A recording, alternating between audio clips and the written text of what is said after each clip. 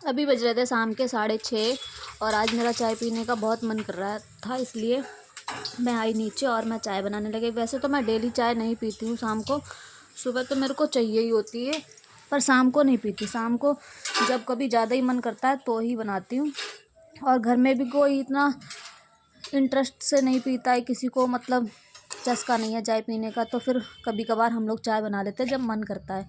तो मैंने यहाँ पर आज चाय बनाई थी शाम को, और चिप्स तले थे थोड़े से, जो कि पिछली साल के रखे हुए थे। इस साल तो हमने कुछ बनाया ही नहीं है, अभी होली आने वाली है बट अभी तक कुछ भी नहीं बनाया। तो यहाँ पर मैंने मम्मी को चाय दे दी थी एक गिलास में, और मैंने खुद ले ली थी, और इतने सारे चिप्स लेके बैठ गई थी मैं। और तो किसी ने पी नहीं थी, सिर्फ मैंने और मम्मी ने ही पी थी, बाकी लोगों ने नहीं पी थी चाय। क्योंकि मेरे यहाँ सबको ऐसे ये मन है तो चाय पी ली, नहीं मन है तो नहीं। किसी को उसका चस्का नहीं है कि हाँ, किसी किसी को होता है, लत लगी होती है चाय की, नहीं सुबह भी चाहिए शाम भी चाहिए, वैसा वाला हमारे यहाँ नहीं है। तो अभी मैं बनाने जा रही थी कढ़ी, जो कि हमारे गांव से लस्सी आई हुई थी, मैंने मंगाई थी। तो एक दिन मैंने उसके मठा के आलू बना ली, इतनी खट्टी लस्सी थी ना सच में। ये देखा आपने, आधे लीटर की बोतल रखी थी, और आधे लीटर की बोतल में मैंने एक दिन मठा के आलू बना लिए, और आज कढ़ी भी बना लूँगी, और उसमें थोड़ी बच भी जाएगी। तो अब एक दिन कुछ और बना लूँगी। पूरी लस्सी मैंने इसलिए नहीं डाली इसमें क्योंकि फिर ज़्यादा खट्टापन आ जाएगा, इसलिए मैंने एक ताज़ी लस्सी की थैली मंगाई थी, वो भी डाली थी। तो यहाँ पर मैं इसका बैटर तैयार कर रही थी कढ़ी का, और उसके बाद वो तड़का लगाऊंगी। जब तड़का लगाने के लिए रख दो ना, फिर बाद में ये तैयार करो तो फिर साथ साथ के सारा काम नहीं हो पाता, इसलिए मैं पहले इसको तैयार करके रख लेती हूँ, उसके बाद तड़का मारती हूँ, तो फिर आसानी से सब कुछ हो जाता है।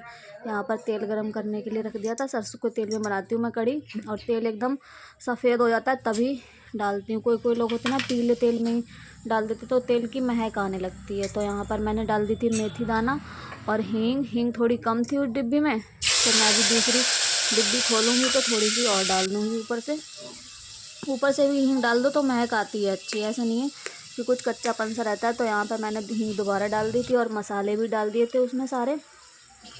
और यहाँ पे जो मैंने घोल बनाया था बेसन का और लस्सी का, उसको भी डाल दिया था। अगर आप लोगों को, मैं ना कभी बेसन का घोल बनाती हूँ ना, तो उसको लस्सी से ही घोलती हूँ। अगर आप पानी से घोलोगे और ज़्यादा पानी एक साथ डाल दोगे तो उसमें ना गोली गोली सी बन जाती हैं।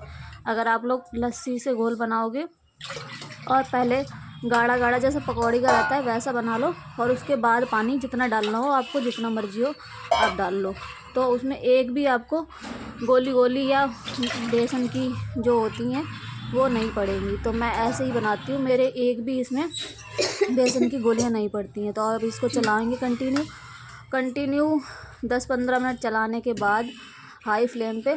अब ये खोलने को आ गई है, मतलब इसमें उबाल आने वाला है। अब मैं इसको साइड में रख दूँगी, और एक मेरी नज़र हटी, बस सच बता रही हूँ, बस पलक झपकी होगी मेरी और इधर कढ़ी उफन गई। फिर मैंने कहा अभी इसको साफ़ कर देती हूँ, नहीं तो फिर जब जल जाता है ना फिर साफ़ नहीं होता। तो मैंने तुरंत भगोना हटाया और इसको साफ़ कर दिया मैंने गैस को। अब दोबारा से चढ़ाऊँगी खोलने के लिए। अगर फिर ऐसे ही जलने दो ना उसको, फिर गैस एकदम पक जाता है कढ़ी गैस के ऊपर, फिर वो बहुत मुश्किल से साफ़ होती है। तो मैं कभी ऐसा होता है ना दूध फैल जाए या चाय फैल जाए या कोई भी चीज़ फैल जाए, तो मैं उसको उतार के तुरंत ही गैस साफ़ कर देती हूँ, तो उसमें टाइम नहीं लगता है। तो इधर मैंने रख दी थी अब धीमे वाले उस पर फ्लेम करके कढ़ी खोलने के लिए। अब उधर आराम से खोल रही थी, एक बार उपन गई, अब नहीं उपनेगी। वैसे भी मैंने फ्लेम उसका मीडियम नहीं बिल्कुल लो ही कर दिया था। और इधर पकौड़ी भी बना रही थी साथ साथ, क्योंकि 4 चूल्हे हैं तो कुछ तो फ़ायदा होना चाहिए। वैसे भी 2 चूल्हे का ही काम कर रही थी मैं अभी तो यहाँ पर मैं पकौड़ियाँ बना लूँगी। और आज मैंने सोचा थोड़ी पकौड़ी बनाऊँगी। वैसे तो मेरे यहाँ सबको ना ज़्यादा पकौड़ी पसंद है, लेकिन ज़्यादा पकौड़ी बना लेती हूँ, कौड़ी का जो रसा रहता है वो सब पकौड़ियों में ही चला जाता है, रसा बचता ही नहीं है बिल्कुल भी। तो मैं सोच रही थी आज बिल्कुल थोड़ी पकौड़ी बनाऊँगी, लेकिन थोड़ी करते करते भी वो ज़्यादा ही हो ही जाती हैं, क्योंकि सबको तो चाहिए। तो मेरे को तो कढ़ी की तरी जो होती है वही पसंद आती है। मैं तो ऐसी रूखी पकौड़ी खा लूँगी, लेकिन कढ़ी के साथ मेरे को ज़्यादा पकौड़ी पसंद नहीं होती। तो यहाँ पर मैंने सारी पकौड़ियाँ बना ली थी, और आप लोग देख सकते हो। और मेरे को ना गोल गोल पकौड़ी बनानी नहीं आती है। जब भी मैं पकौड़ी बनाती हूँ तो ये उनमें ये पूँछे से निकल ही जाती हैं। लेकिन हाँ, बनती सॉफ्ट है, ये तो है, लेकिन शेप अच्छा नहीं आता। पर कोई नहीं, टेस्ट तो आता है ना। तो यहाँ पर मैंने पकौड़ी बना ली, कढ़ी मेरी उबल गई।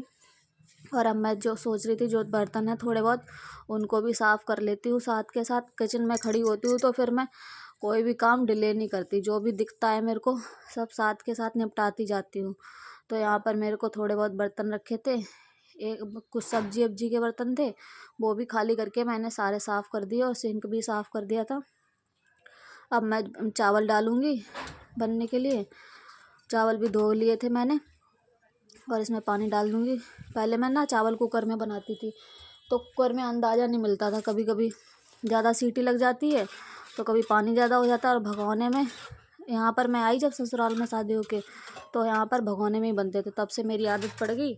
अब मैं भी भगोने में ही चावल बनाती हूँ और एकदम परफेक्ट बनते हैं, ना ही कभी पानी ज़्यादा होता है और ना ही गीले होते हैं।